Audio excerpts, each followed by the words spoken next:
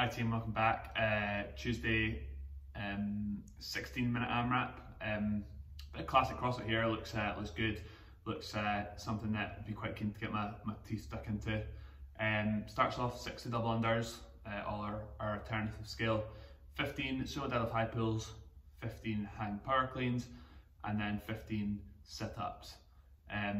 Opportunity for us again to practice some barbell movement so that when we get our hands back on the barbell, we've got those mechanics still dialed into the back of our brain.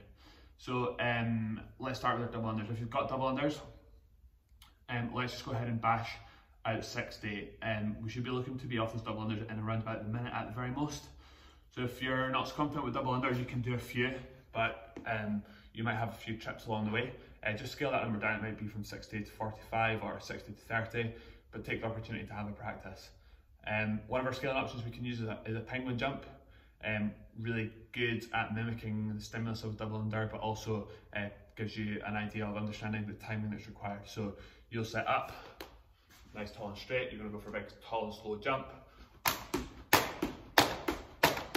At the top of every jump, you're going to tap your hips twice.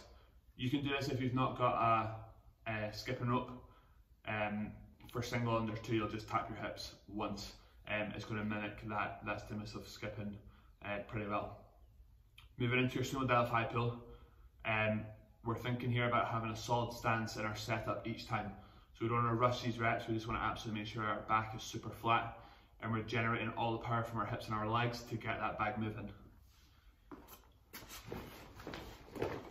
Solid stance, push the floor away, snap your hips, keeping those elbows on top of that bag all the way through.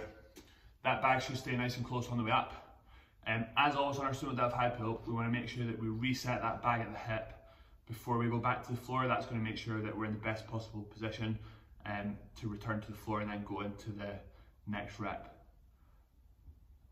Moving on, 15 hang power cleans. So again, this is where our opportunity to practice that barbell movement. You're going to grab the bag at either end. We're going to send that bag from our hips to our shoulders.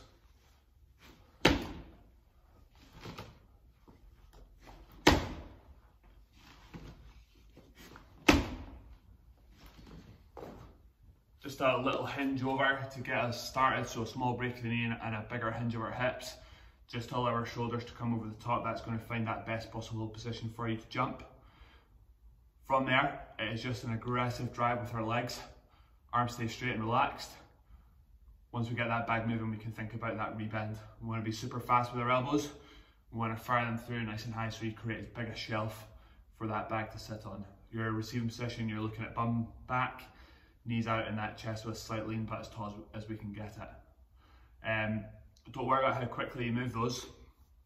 Take the time to make sure that your mechanics is virtually perfect the whole way through. Your round finishes with 15 sit-ups. So regular sit-ups, if you've not got an ab mat, you can make one just by rolling up a towel or a jumper, just to give yourself a little cushion just at the top of your bum. So you'll pop yourself down on the floor, soles of your feet together, knees out. Your ab mat or your towel will just go in here. All we're looking to do, we're going to throw ourselves down towards the floor. Shoulders and head are going to touch. You're going to drive up, sit nice and tall. You're going to allow your shoulders to come up past your hips, like so. 15 reps shouldn't take us too long. Just again, like everything else, just focus on having a really high quality of movement, particularly if our reps is something that we find fairly challenging. Feel free to add your backpack into that to upscale that and make that slightly more challenging for you.